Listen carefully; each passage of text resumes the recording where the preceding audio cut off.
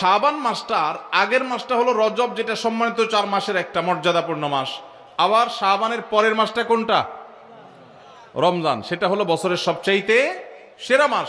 তো নবীজি বলেছেন দুইটা মর্যাদাপূর্ণ মাসের মধ্যবর্তী শাবান মাসে মানুষ আমল ইবাদত না করে অবহেলা বেশিরভাগ মানুষ কাটায়। বেশিরভাগ মানুষ অপেক্ষা থাকে রোজা কবে আসবে, তখন কোরআন তেলাওয়াত শুরু করব। রমজান কবে চাঁদ দেখা যাবে রমজানের, তখন নামাজ ধরবো। রমজান কবে শুরু হবে, তখন থেকে আমি তারাবি পড়া ধরবো, ভালো কাজ করা ধরবো। শাবান মাসে মানুষ রমজানের ক্ষণগণনা, দিন গণনা করতে থাকে, অবসর থাকে, অলসতা করে, অবহেলা করে। নবীজি বলেছেন মানুষ যেহেতু অবহেলা করে, এই জন্য এই সময়টাতে আমি বেশি বেশি নফল রোজা রাখি। কারণ যেই সময়টাতে মানুষ অবহেলা করে ওই সময় ইবাদতের আলাদা গুরুত্ব তৈরি হয়। ভোর রাতের সময় সবাই ঘুমায় থাকে, এই জন্য তখন তাহাজ্জুদ পড়লে সওয়াব বেশি। তাহলে এই যে শাবান মাসে নবীজি বেশি বেশি রোজা রাখতেন কেন? কারণ অবহেলিত মানুষ কেউ এটা করে না, এই জন্য তিনি বিশেষভাবে এই মাসে নফল রোজা রাখতেন। এই জন্য তার অনুসরণে আমরাও রাখবো। দ্বিতীয় কারণ তিনি বলেছেন কেন তিনি এই মাসে বেশি রোজা রাখেন, ওই যে ওসামা ইবনে যায়েদ রাদিয়াল্লাহু আনহু দুইটা কারণ বলেছেন। এর মধ্যে একটা হলো শাবান মাসটাতে মানুষ অবহেলিতা করে, আমল ইবাদত একটু কম করে, কারণ রমজান আসবে আসবে বলে অপেক্ষা করে, সেজন্য তিনি এই মাসে বেশি বেশি আমল করেন, কারণ অবহেলার টাইমের আমলের গুরুত্ব একটু বেশি। দ্বিতীয় কারণ হলো তিনি বলেছেন শাবান মাসে বান্দার আমলনামা আল্লাহর কাছে উপস্থাপন করা হয়, ফেরেশতারা রিপোর্ট জমা দেয়। ফাউহিব্বু আন ইউরফা আমালি ওয়া আনা সাইম, নবীজি বলেছেন আমি চাই আমার আমলনামা যখন ফেরেশতাদের কাছে পেশ করা হবে তখন আমি যেন রোজাদার থাকি। কারণ আপনি কোথাও চাকরি করেন, সিরিয়াস ডিউটি করেন, একবারও আপনার বস আসে না, একটু মোবাইলটা মাত্র হাতে নিছেন ফেসবুকটা টিপার জন্য, আর তাকায় দেখেন পিছের দিকে বস এসে দাঁড়াইস, মেজাজটা কেমন লাগবে বলেন? খারাপ লাগবে না? আর আপনি অন্য সময় যাই করেন না করেন খুব সিরিয়াস মুডে কাজ করতেছেন, পিছনে তাকায় দেখেন মালিক এসে দাঁড়াইস, কলেজেটা শান্তি হয়ে যাবে না? যাক মাশাআল্লাহ, এই বেচারা এসে আমরা যখন কাজে দেখবে বলবে বাবা খুব ভালো মানুষ, তো বেতন বাড়বে, তাই না? নবীজি সাল্লাল্লাহু আলাইহি সাল্লাম বলছেন যে আমি শাবান মাসে বেশি বেশি নফল রোজা এই জন্য রাখি, ফেরেশতারা আমার সারা বছরের আমলনামা আল্লাহর কাছে রিপোর্ট জমা দেন, সারা বছর কি করেছি না করেছি তার সব হিসাব জমা দেন। আল্লাহ যখন আমার হিসাবের প্রতি মনোনিবেশ করেন, ওই অবস্থায় যদি আল্লাহ সুবহানাহু ওয়া তাআলা তিনি দেখতে পান যে তার বান্দা আমি রোজা আছি, তাহলে আল্লাহ একটু অনুগ্রহ করবেন। এই জন্য আমি এই মাসে রোজা রাখি। তাহলে নবীজি সাল্লাল্লাহু আলাইহি সাল্লাম শাবান মাসের রোজা দুইটা কারণ পাওয়া গেল। এক তো হলো গাফলতির সময় সেজন্য তিনি রোজা রাখতেন, দ্বিতীয়ত হলো এই মাসে বান্দার আমলনামা পেশ হয় সেজন্য তিনি রোজা রাখতেন। এই দুই কারণ আমাদের বেলায়ও আছে না নাই? তাহলে আমাদের রোজা রাখা উচিত না উচিত না? চেষ্টা করবো তো ইনশাআল্লাহ। ভাইরা আমার, একটা প্রশ্ন আপনাদের মনে হইতে পারে, সেটা হলো আমরা তো শুনছি মানুষের আমলনামা সকালে বিকালে আল্লাহর কাছে জমা হয়, ফেরেশতারা জমা করে, আবার এখন শুনলাম শাবান মাসে জমা হয়, তাহলে দুই রকম হলো যে? এর উত্তর হলো আল্লাহ রাব্বুল আলামিনের কাছে আল্লাহর ফেরেশতারা মানুষের আমলনামাকে 3 ধাপে, 3 স্তরে, 3টা লেয়ারে, 3টা সময়ে আলাদা আলাদা ভাবে উপস্থাপন করে। একটা হলো প্রাত্যহিক রিপোর্ট, প্রাত্যহিক আমলনামা, ডেইলি, প্রতিদিনের আমলনামা সকাল এবং সন্ধ্যায়। সারা রাত আপনি কি করেছেন? ওয়াজ শুনেছেন না গান শুনেছেন? ভালো কাজ করেছেন না মন্দ কাজ করেছেন? সারা রাতে কি করেছেন? প্রত্যেকটা মানুষের হিসাব আল্লাহ রাব্বুল আলামিনের কাছে প্রত্যেকটা ভোরে ওই রাতের ডিউটি থাকা ফেরেশতারা জমা দেন।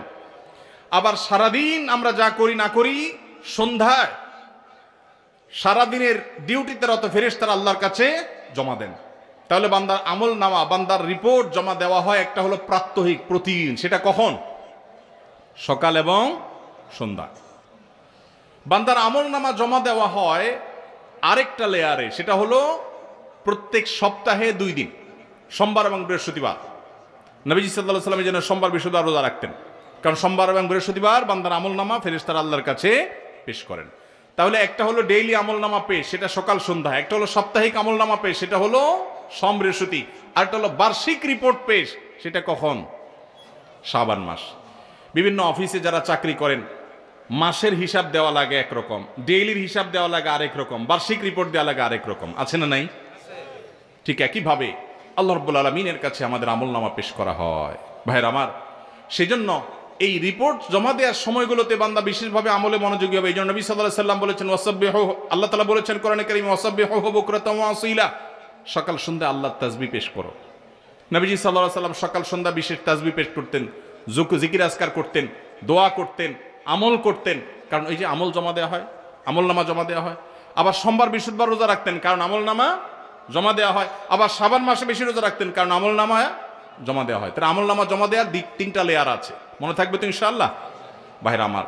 এছাড়াও শাবান মাসে বেশি বেশি নফল রোজার আরেকটা কারণ আছে, সেটা হলো ইস্তেহাদি, সেটা হাদিস দ্বারা না প্রমাণিত না, সেটা বিভিন্ন মুহাদ্দিসগণ, ওলামা একরাম, স্কলারগণ বলেছেন। সেটা হলো হঠাৎ করে রমজানের রোজা যদি রাখা শুরু করেন, সারা বছর এক রকমের খাদ্য অভ্যাস, সকাল দুপুর রাতে খেয়ে, এখন হঠাৎ করে অভ্যাসটা চেঞ্জ হয়ে যাবে, ইফতার এবং রাতে সাহারি খাবেন আর সারাদিন না খেয়ে থাকবেন।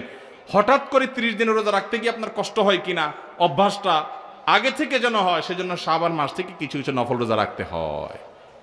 এটা হলো ওয়ার্ম আপ, রিহার্সেল, প্রস্তুতিমূলক রোজা। এই জন্য ভাই এই শাবান মাসে বেশি বেশি রোজা রাখবেন তো ইনশাআল্লাহ। পুরো মাসের প্রথম 15 দিন 20 দিন রোজা রাখার তৌফিক যদি নাও হয়, অন্তত একটা রোজা হইলেও নবীজির সুন্নাত আমল করতে গিয়ে আমরা কারা কারা করবো একটু হাত তুলে দেখি। একটা হইলেও রাখবেন ইনশাআল্লাহ, নিয়ত করছেন তো ইনশাআল্লাহ। সবে বরাতেরটা না, ওইটা বাদে একটা হইলেও রাখবেন, নিয়ত করছেন তো ইনশাআল্লাহ।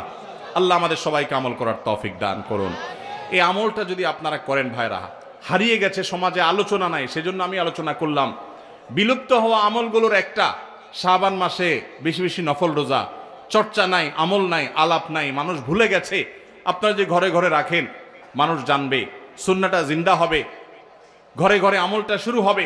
আপনি অন্য মানুষকে বলবেন একই কথা, তাকে উদ্বুদ্ধ করবেন, তাহলে নবী সাল্লাল্লাহু আলাইহি সাল্লামের ওই হাদিসের ফজিলত পাবেন।